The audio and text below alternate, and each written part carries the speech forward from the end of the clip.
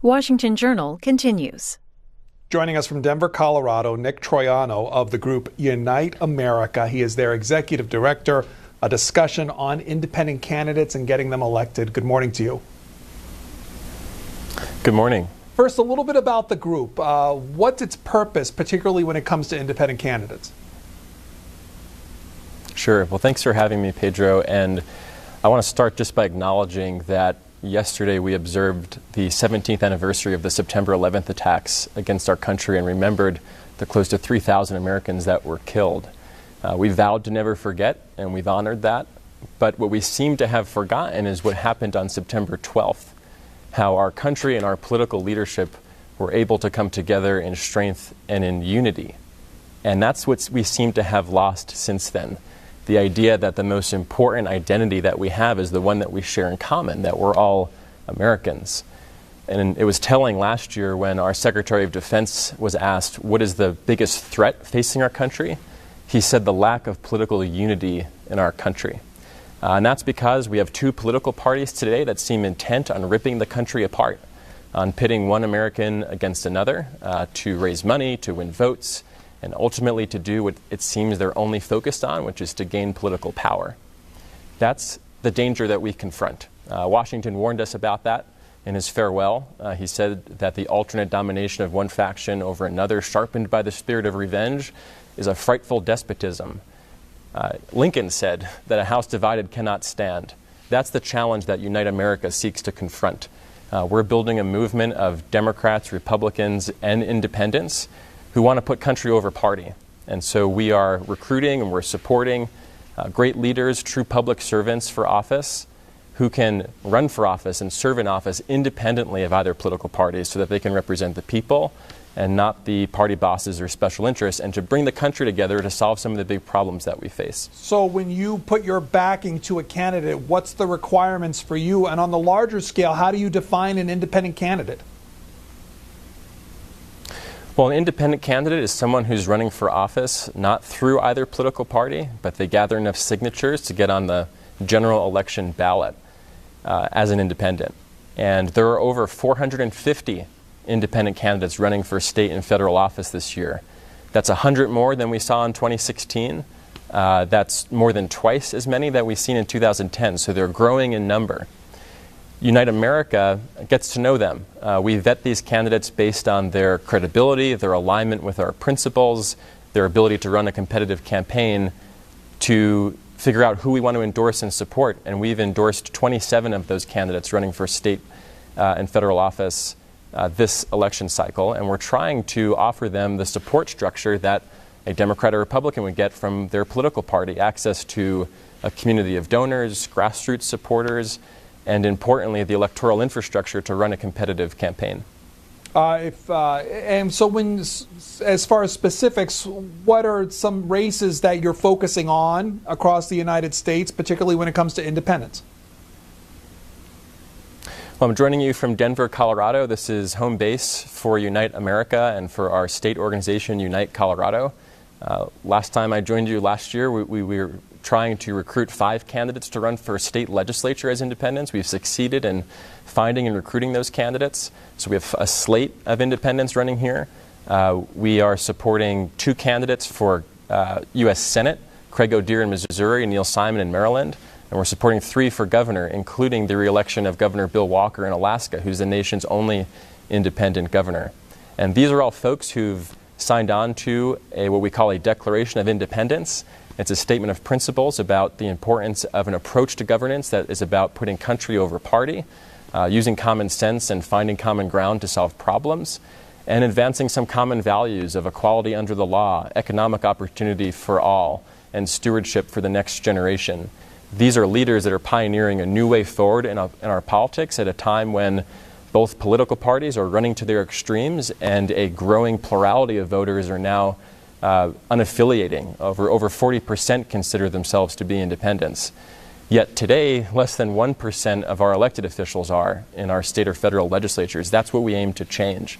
And that can have a transformative impact on governance today, particularly in legislatures that are very narrowly divided, like the U.S. Senate, which is basically 51-49 between Republicans and Democrats today, or in 31 state legislatures where 5 or fewer independents could actually control the balance of power.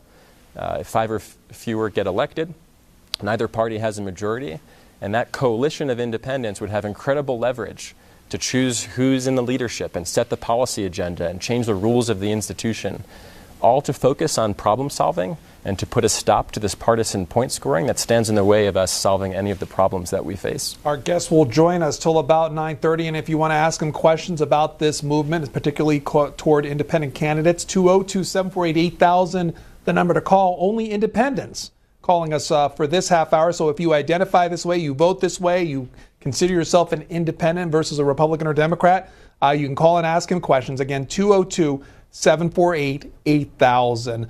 Mr. Troiano, a recent poll by the Gallup showed that about 41% of Americans identify as an independent rather than a Democrat or a Republican. Does that surprise you? Not at all, because look at the choices that we have today. We have 2 political parties that the first and foremost thing they stand for is just being against the other side. And they're running to their ideological extremes. And so that has left a lot of Americans feeling politically homeless. And so people are leaving the parties and are searching for a new option. And the goal of Unite America is to provide them that option. Governor Bill Walker is a great example of what an independent leader looks like and how they can govern. He ran and was elected as part of a unity ticket. He's a former Republican. His lieutenant governor is a former Democrat. They've assembled a cabinet of the best people they can find in Alaska, regardless of their party affiliation. He's been able to make tough decisions, including tough choices to put their budget back in order. He's championed solutions to climate change and criminal justice reform. He uses common sense, and when you ask him, how do you make these decisions, he says, I do what's best for my state, and that's what being an independent is really all about. How is the organization funded? Who backs you? We are backed by individuals across the political spectrum and across the country, small donors, monthly members who contribute on a monthly basis, a growing number, over 1,000 across the country, and some in larger amounts by individuals, especially entrepreneurs who see a political marketplace today that's ripe for disruption and some new competition. We're transparent with our funding at uniteamerica.org, where you can sign up to join the movement. You can also see the individuals who are behind this. What unites us most is a desire to put country over party, is to get a politics that works better so that we can solve any of the big problems that we face today. Mr. Troiano, we're in a midterm election season where... Oh, go ahead. Continue. I was going to say, we're in a midterm election season right now where half the country is pretty horrified by the idea of 2 more years of Congress and Republican control that abdicates its responsibility to hold an executive accountable. The other half of the country is pretty horrified by the idea of Nancy Pelosi regaining the Speaker's gavel. The American people are going to decide how that turns out. But what's true is that no matter how this election pans out, there isn't a reasonable scenario that we can expect the policymaking process to improve. We're either going to be stuck with the same dysfunction we see today or go back to even greater partisan gridlock and partisanship than we've seen in the past. That's not to say these elections aren't important. People have to participate. But so much of our energy and focus is on the symptom of the problem and the parties that are at war with each other today, whereas the underlying problem is a political class that is intent on serving themselves, not the people. It's working out fine for them. Congress has a less than 15% approval rating, but more than 90% get elected. The only way that we can get out of the mess we're in today is not by continuing pendulum politics of swinging left and then swinging right and throwing bills to ram through on one-party votes and then repealing them. It is to change the paradigm altogether, to interject some new competition and innovation into the system.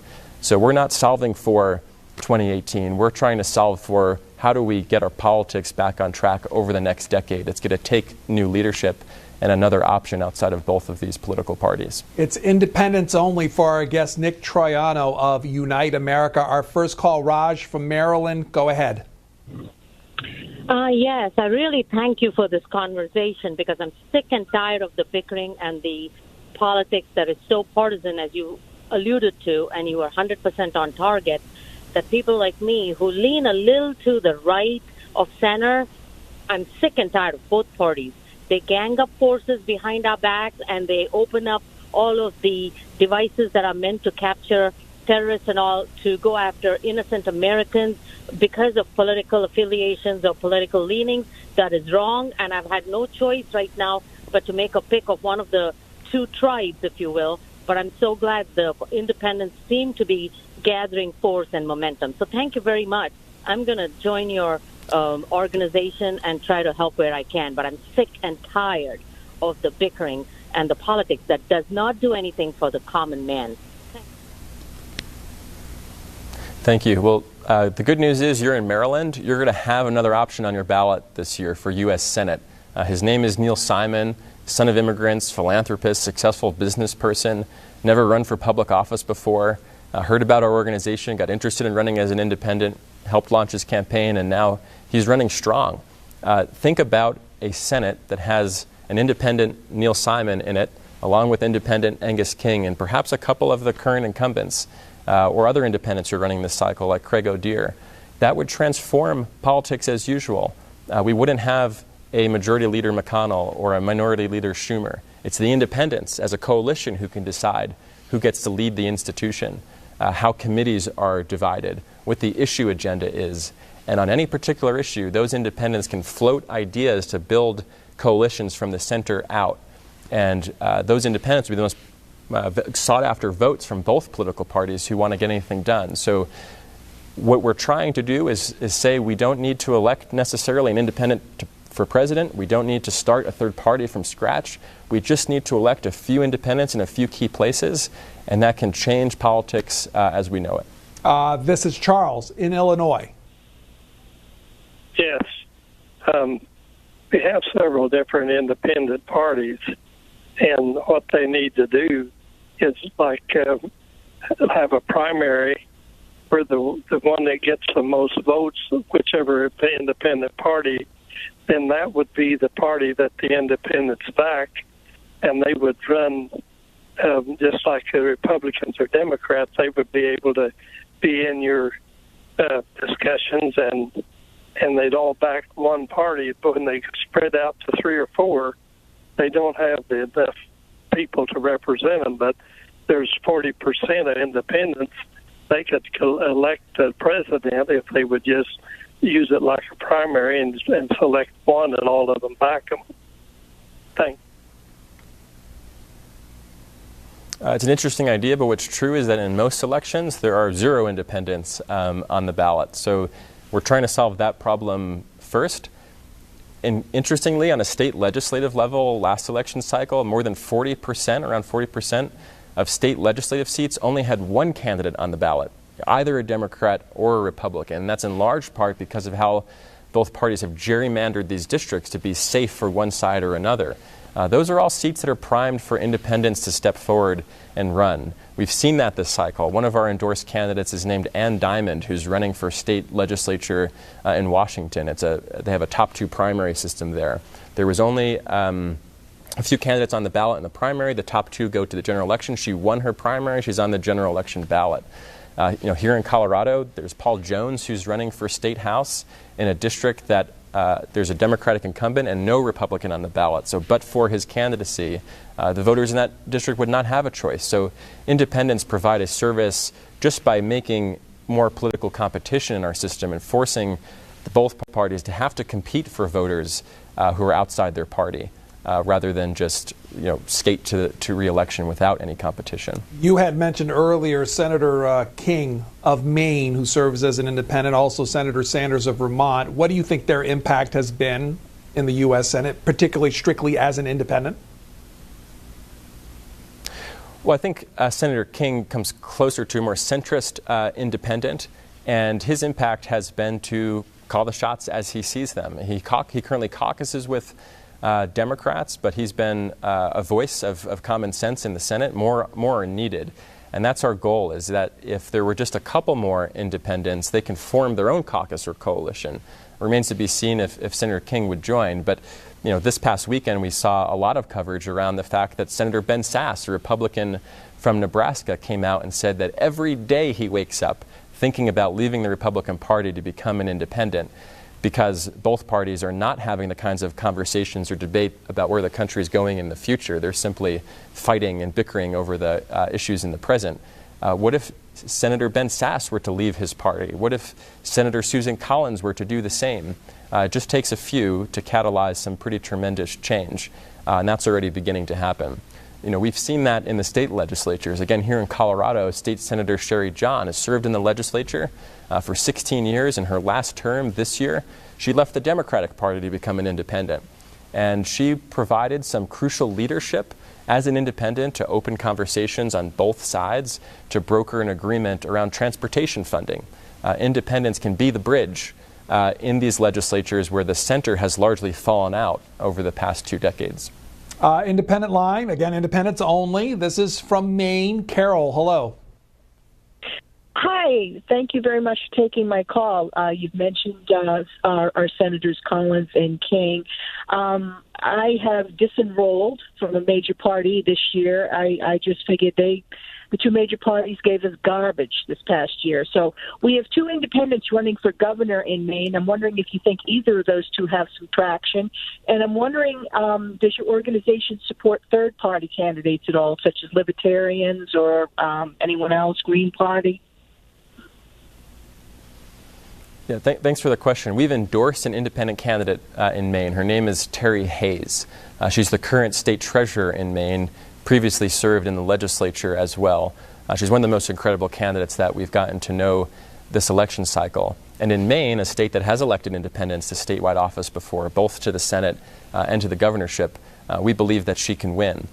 We've also endorsed some candidates for state legislature in Maine, including Representative Owen Casas, who's currently in the State House. And what we saw in the last session are those independents providing a critical service, which is that they can champion reforms to our political system that Democrats and Republicans will not. As you know, in 2016, Maine voters approved at the ballot box a referendum to establish ranked choice voting in the state. Ranked choice voting is a system where you get to rank your candidates according to preference rather than just picking one. It helps level the political playing field, creates more positive campaigns. The legislature, the Democrats and Republicans in the House, sought to repeal that. And it was the independents, all 6 of them, who joined together to oppose it. Ultimately, the voters in Maine had another referendum to protect that voting reform. So Maine is leading the way. There are great independent candidates on the ballot, and we're certainly rooting for Maine's next independent governor, Terry Hayes. Mr. Troiano, your organization just put out a report, and part of that report takes a look at the map of the United States, highlighting the fact that in some states, independents outnumber one party, and other states, independents outnumber both parties, and then there are states that don't register or report by voters by party. Talk about this map and the larger context of this report. Well, the map is revealing in more than half the states that register and report voters by party, independents actually outnumber either Democrats or Republicans. So if independents were a party, they wouldn't be a third party, they'd be a second party in many of these states. And in some states, like Alaska, they outnumber both parties. Not a lot of people realize that. So independents have a lot of political power if we were to organize with each other. And that's not to say that there aren't many Democrats and Republicans who wouldn't join that coalition. Gallup asked, are both parties doing such a terrible job that a third is needed? More than half of Democrats and Republicans answered that question, yes. A major reason that people are Democrats or Republicans, Pew found, more than about 2/3, was that they thought the other party's policies would be harmful for the country. This is this whole idea of negative partisanship, where people know the party they don't like, but they don't necessarily have one that they love. This data was included in a report that the Unite America Institute released in August at our Unite Summit. It's called Reimagining Governance in an Age of Polarization, where we followed independents who are currently in office. There are more than 24 around the country, to break down the best practices that they've used, both as individuals and as coalitions, to be able to have an effect on the legislature. Because it's one question if independents can get elected. The second question is, can they make a difference in office? And the answer is yes. I've given a couple examples. But another is that in the Alaska State House, following the 2016 election, 2 independents were able to help form a bipartisan governing coalition. Republicans had a majority there for close to 30 years. Now, 2 independents, some moderate Republicans, and the House Democrats joined together to form a transpartisan coalition. And their number one objective was to deal with the state's fiscal crisis that both parties were unwilling to address. And in the last session, they were successful in shepherding through, on a bipartisan basis, 4 bills that would do exactly that. So this report illuminates how independents are already making a difference. It's happening, and it can happen at even a larger scale this cycle and next as more independents run and get elected. From Maryland, independent line, Freddie, hello. Hello. This is a very good idea, and of course, Neil Simon. I just heard his name today, and we were thinking about somebody like that.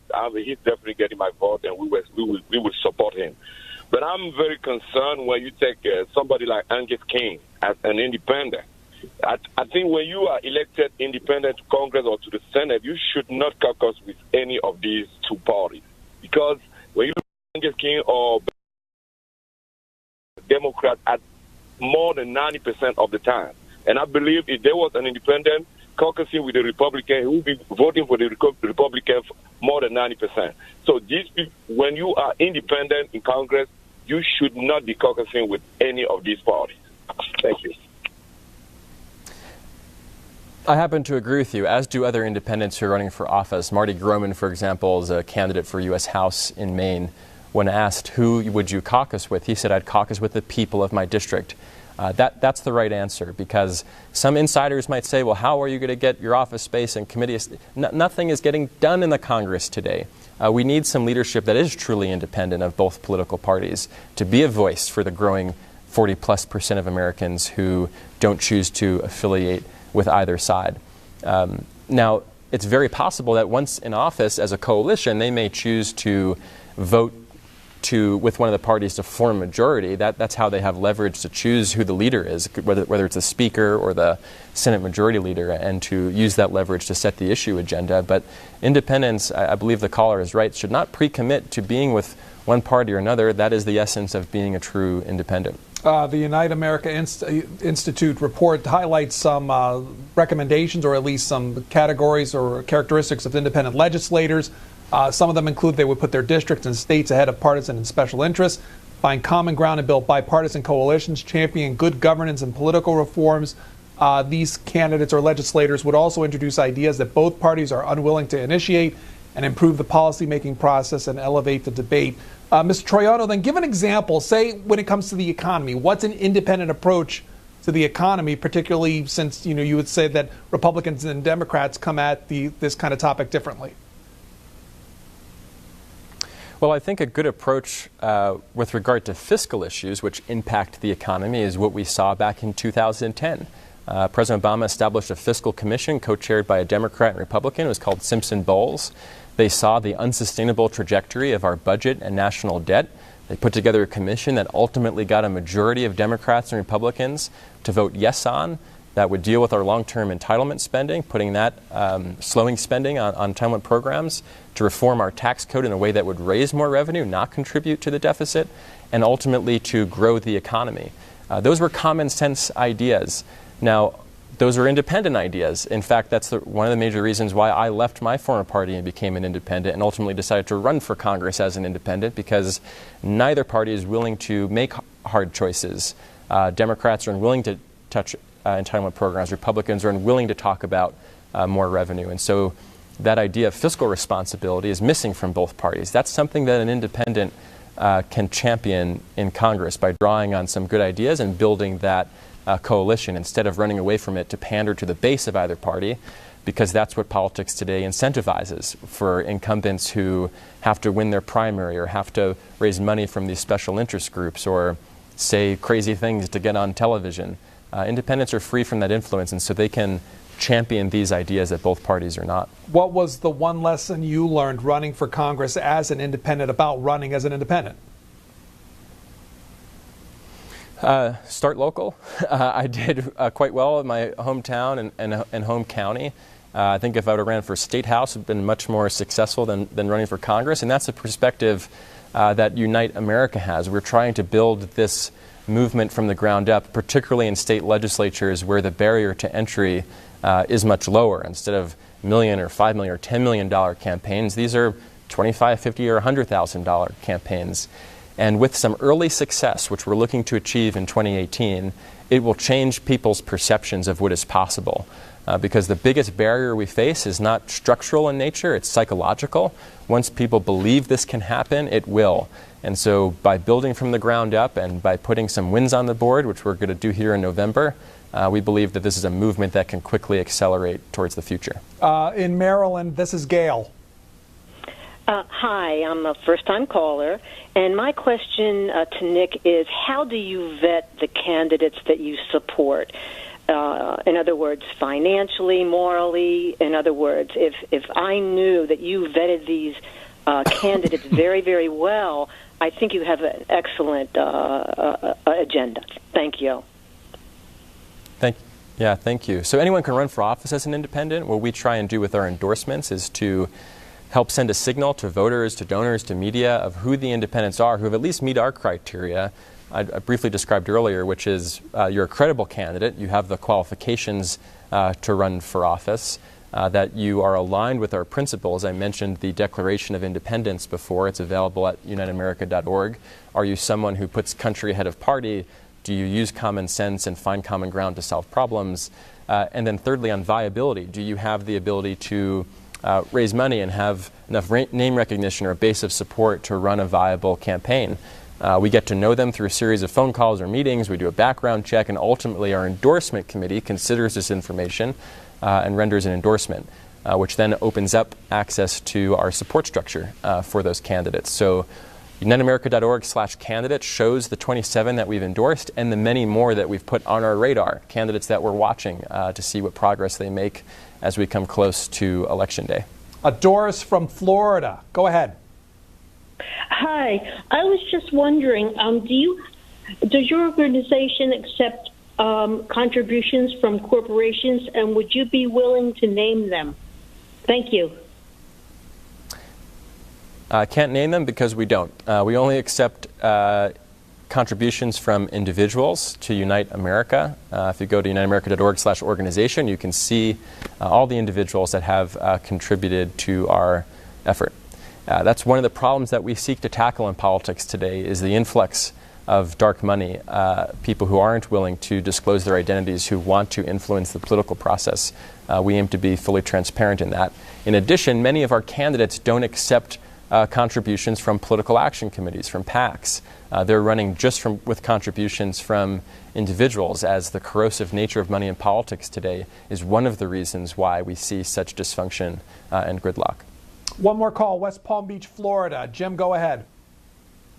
Yeah, hi, Nick. I really applaud what you're trying to do here. It's a mountain of a problem, but the demographics you point out to, 40% are independents or more. We really need to do something. The two parties are so polarized right now. One of my big questions for you is, what is your background? How did you get into this? Two, in Florida, how do I get involved? And then three, just a general comment. Both parties seem to be, one cut taxes, spend, and borrow more. The other's raise taxes, spend, and borrow more. How do we get out of this vicious cycle? Are you for a balanced budget amendment? And then three, I have been involved in government from a business perspective, and I categorize it as this. We now have a government of the lawyers, by the lobbyists, for the corporate executives. Thanks for the question. United America and the work that we're doing, that I'm leading every day, has been a 10-year journey for me ever since getting involved in a group called Unity 08 back in 2006, led by a gentleman named Doug Bailey, who was a mentor and inspiration to my work. And to your other question, hopefully you can get involved by going to our website. We have several chapters around the country that you can get involved in. We are very active in political reform, trying to open up the system, level the playing field. There's a petition in Florida right now trying to open primaries to independent voters who are locked out of participating from them. And then lastly, stewardship is a core value of our movement, and certainly today that perspective on fiscal issues is missing from both parties that we hope to inject back in. The caller is right that we do face a mountain that we have to overcome, in part because the only thing that both parties agree on is to make it difficult for new competition. Unite New Mexico, a state partner of ours, is in New Mexico Supreme Court today, challenging a decision from the Secretary of State to put a straight party ticket voting option on the ballot, to give voters a shortcut to casting a straight partisan ballot, which would injure or hurt independent and third-party candidates. So we have to challenge these rules. We have to unrig the system, and we have to find leaders who are willing to step up and run for office, who are willing to put country over party. So I hope those out there who this message resonates with, roll up your sleeves and get involved, because the two-party system has a lot of inertia. It'll continue unless we choose to do something about it. So run for office, join the movement, and hopefully we will be successful in 2018 and beyond. Nick Troiano, the Executive Director of Unite America. As he said, you can go to the website to find out more information. Thanks for your time. Thank you.